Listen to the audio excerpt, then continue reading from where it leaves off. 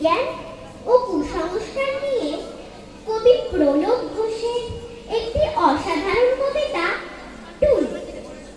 বিজ্ঞানে আমি 10 পেয়েছি, মাত্র 10।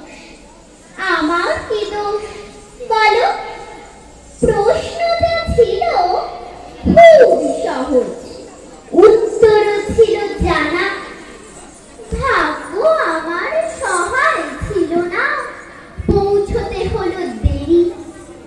নইলে আমি কি তেমন ছাত্রী বিজ্ঞানে ফেল করি? সকাল থেকে নানা অঘটন, জল খাবারে আসতো ডিম, রান্নার পাশে নিয়ম জানে না, ডিম খেতে নেই কেননা বউ, অমলেট দিলে